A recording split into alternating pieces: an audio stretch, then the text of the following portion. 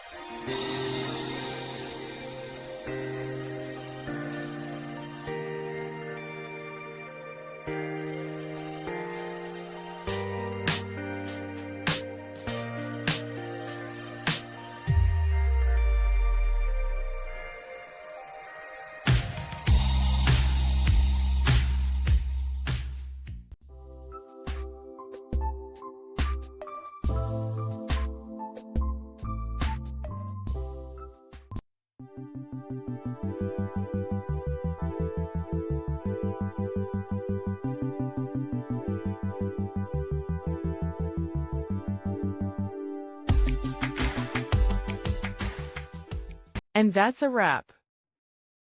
I hope you found the answer you were looking for. If you did, take a second to hit that subscribe button. It really helps out. And let me know in the comments which solution worked best for you.